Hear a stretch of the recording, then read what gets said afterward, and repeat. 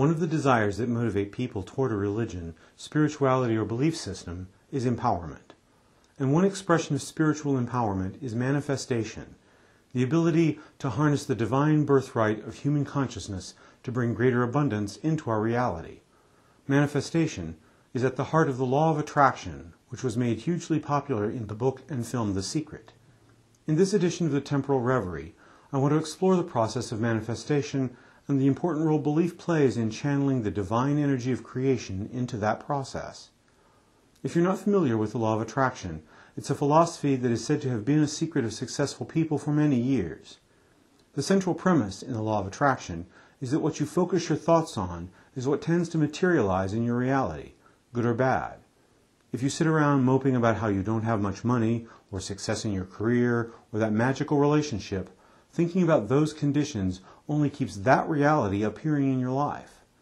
In order to attract what you want in life, you have to keep your thoughts focused on what you want, rather than what you don't want or don't have. Since I believe our consciousness is an extension of the mind of God into the physical world, there's a lot about this teaching that makes sense to me. In The Secret, they say thoughts become things, which is memorable and makes for a very catchy saying. However, as a practice, it doesn't get you all the way. Certainly, thoughts are the beginning of things. Thoughts are what make it possible for your consciousness to begin to organize divine energy into patterns that could become real. But if thoughts alone brought things into being, I'd have retired a wealthy man many years ago, along with a great many other people. As the old saying goes, if wishes were horses, then beggars would ride. I've seen firsthand in my own life how things take shape and become reality. And I've seen things that existed in my thoughts that never attained reality. To me, that makes an essential point about the differences in outcomes. You can embrace the idea that thoughts don't necessarily become things without being a doubter in manifestation. In fact, I suggest there's a perfectly good reason why thoughts alone don't always become things. As a species, the human race has much to learn about how to discipline and guide our thoughts. If every human being at this very moment could suddenly make any thought that enters their minds real, can you imagine the chaos that would result of that? Even the most spiritually evolved human beings are nevertheless still human beings. And as human beings, we are often vulnerable to the sway of emotional impulses that in hindsight we wish we'd mastered better. How many times has someone really gotten under your skin and as a result triggered some less than kindly thoughts? Perhaps in a temporary bit of adrenaline heat, you might have imagined something physically uncomfortable for the other person? Anatomically unlikely, maybe? That's a human reaction and quite understandable. But you can see how it's a good thing that the universe doesn't instantly rush into every thought we have and give it reality. So how does the divine mind know which thoughts should be given form and which thoughts are just temporary noise to be ignored, probably for good reason? My own experience has shown me that it's what you do with the thoughts in your mind that decides how much reality they will eventually attain. A thought can be the start of a process that when followed through stands a very good chance of becoming real.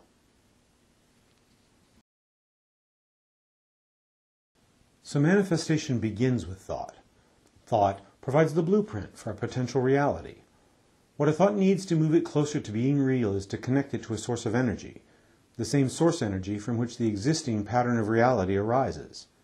As I've said previously, I believe our entire reality is fabricated into space-time and substance from the underlying background field of divine consciousness. Since that field of consciousness is the origin of current reality, that's the source upon which we must intentionally draw to provide the energy for manifestation. We draw upon the creative power of the divine consciousness through the process of belief, or faith if you will. Before thoughts become things, you must believe they actually can become real. This degree of belief is not simply intellectual. You can't just weigh the probability and determine that if the odds are greater than zero, that you believe enough to manifest a change in reality. Engaging your reason alone to convince yourself of valid possibility is not enough. Reason doesn't supply enough energy by itself. Even so, you have to be careful about the inevitable role reason will play in this process. Reason can operate as the cutoff valve that prevents your desire from connecting to divine source consciousness. You see, doubt is just as influential in the process as belief is. In fact, one way to think about doubt is as a negative belief.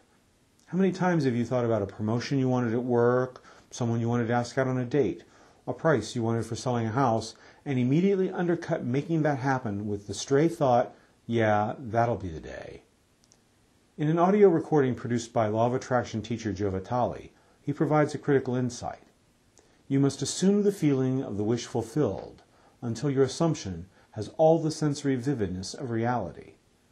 The kind of belief you need to harness to move a thought closer to becoming reality requires you to engage your emotions.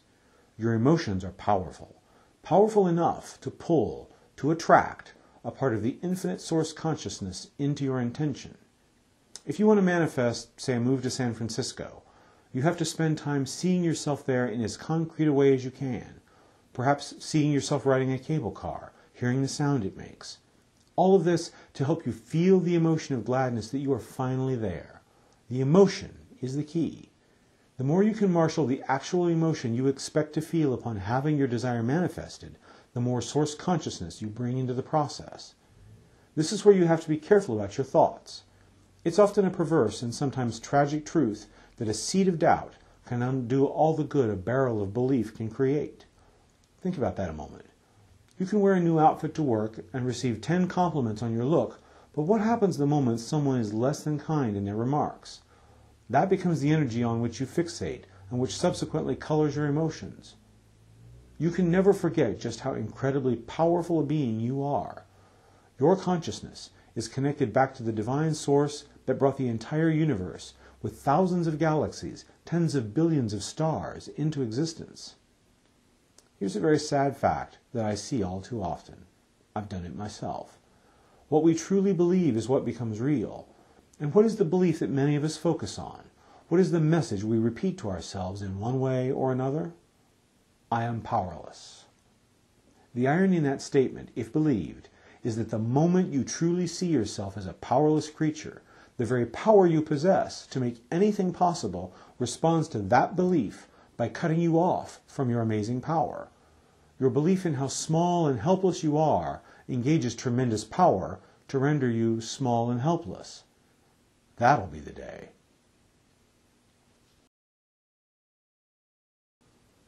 One of the situations where belief can have a tremendous impact is in matters of health, wellness, and healing. In his eye-opening book, The Biology of Belief, stem cell biologist Bruce Lipton describes an emerging science called epigenetics that's changing the way we think about cellular biology, the way quantum mechanics changed the way we think about matter and energy.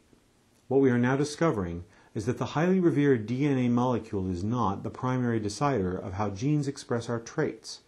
The nucleus is not the computer that drives the workings of our cells.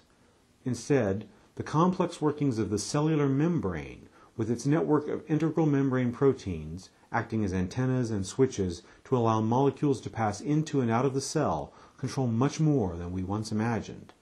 And these proteins respond to changes in energy and changes in the surrounding chemistry. And the contents of your biochemistry, as well as the flows of energy across the body, are deeply involved with your emotions. Many studies have shown how poorly handled emotional stress contributes to a wide range of dysfunction and disease. The state of your emotions, which are often driven by the beliefs you hold in your thoughts and repeat over and over, produce changes that affect your body right down to the cellular level. Lipton also talks about the placebo effect, which he calls the belief effect, in which convincing patients of the reality of counterfeit treatments that they were given for illness often produces actual healing. Believing you are healed can heal you. This has not only been documented with the often described sugar pills used in double-blind pharmaceutical trials. Lipton describes the case of a man who believed he had been given knee surgery to mend his knee when all that was done was to open the tissue, rinse it, and look around. The man subsequently manifested his own healed knee out of the belief that he had received therapeutic surgery. He went from walking with a cane to playing basketball. The placebo effect is a classic example of how people, unable to believe in their own innate and divinely granted self-healing power, instead invest their belief in an external agent, such as a sugar pill or a fake surgery. People will often turn to these outside artifacts and endow them with power that doesn't come from the object itself, but from the believer. People often find it easier to believe in a magic talisman to work miracles, when in truth, their own belief is the talisman.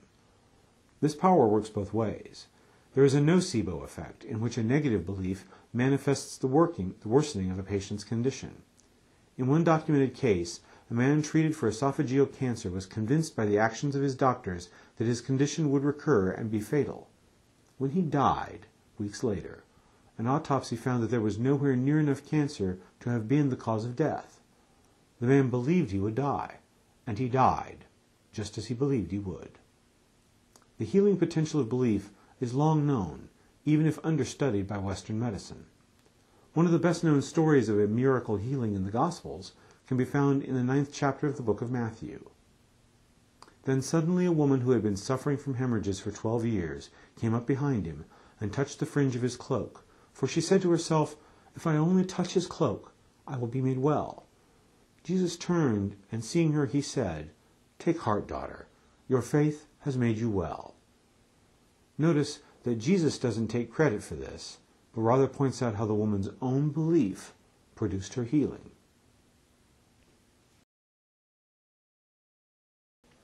The universe has a way of making the things you truly believe real. I think that belief produces all kinds of effects we might not suppose it creates. For example, I'm starting to believe that every time science comes up with a mathematical model that predicts a new subatomic particle, the belief of the scientific consensus harnesses their cumulative creative power, and eventually the particle is discovered. We keep looking for these particles, and we keep finding them. Perhaps we keep finding them because we believe we will find them. Belief is an essential element in the process of manifestation, but believing in what you think is not the end of the process. Next time, on the Temporal Reverie, we will examine the final step in transforming reality: commitment. But an important milestone in human evolution will have arrived when we broadly understand how powerful our belief actually is, transforming medicine, economics, and even politics. After all, who would have imagined just a few years ago that a previously little-known African American from Illinois would become President of the United States based on the motto, "Yes, we can." I'd like to know what you think about this program. You can write to me at the email address on the screen. My thanks to God for this chance to share with all of you, and may the gifts of love, joy, peace, and enlightenment come to you all.